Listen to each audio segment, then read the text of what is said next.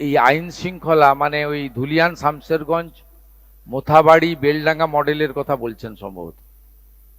এরা প্রথমে একটু ভাতটা টিপে হাঁড়িতে, যেমন আমাদের মা দিদিরা রান্না করলে দেখে না সিদ্ধ হয়েছে কিনা, একটু দেখেছিল আসানসোলে একটা ফাঁড়িতে হামলা করে আর পার্ক সার্কাসে কিছু পুলিশকে ঢিল মেরে।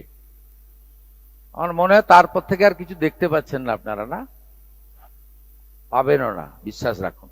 আর যদি করে, আমার থেকে কোনো খারাপ মুখ্যমন্ত্রী ওরা দেখতে পাবে না। যে কাজগুলো অগ্রাধিকারের ভিত্তিতে করা উচিত, বিএসএফ কে জমি হস্তান্তর থেকে, সেন্সাসের কাজ চালু করা থেকে, অবৈধ অনুপ্রবেশকারীকে রাস্তা দেখিয়ে দেওয়া, এই ধরনের কাজকে অগ্রাধিকার দিয়ে যে জনকল্যাণের সুযোগ 21টা বিজেপি বা এনডিএ পরিচালিত সরকার পাচ্ছে, আমাদের রাজ্যের মানুষ পাচ্ছেন না।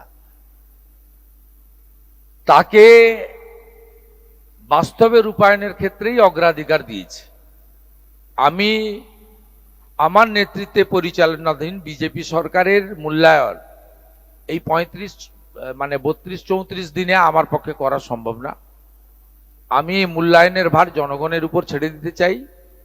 তাদেরকেও বলবো যে আমাদেরকে আপনারা সময় দিতে হবে। আমরা যেটা অগ্রাধিকারের ভিত্তিতে করা দরকার করেছি, যেটা অগ্রাধিকারের ভিত্তিতে করতে হবে সেটাও করব। এবং এই সরকারের মূল্যায়ন 2007 31 মার্চ অর্থবর্ষ শেষ হওয়ার পরে যদি সবগুলো প্যারামিটার মূল্যায়ন করেন, যে প্যারামিটারের মধ্যে প্রথমত রাজ্যের অর্থনৈতিক বিকাশ এবং শ্রীবৃদ্ধি, রাজ্যের রাজস্ব আদায় বৃদ্ধি করা, রাজ্যে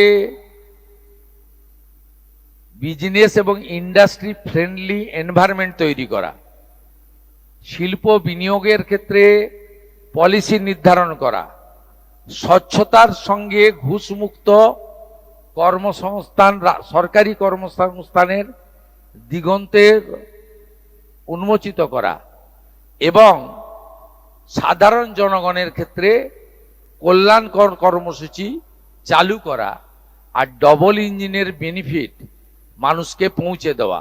এই প্যারামিটারগুলোতে আইন শৃঙ্খলা তো নিশ্চয়ই, সঙ্গে নারী সুরক্ষা।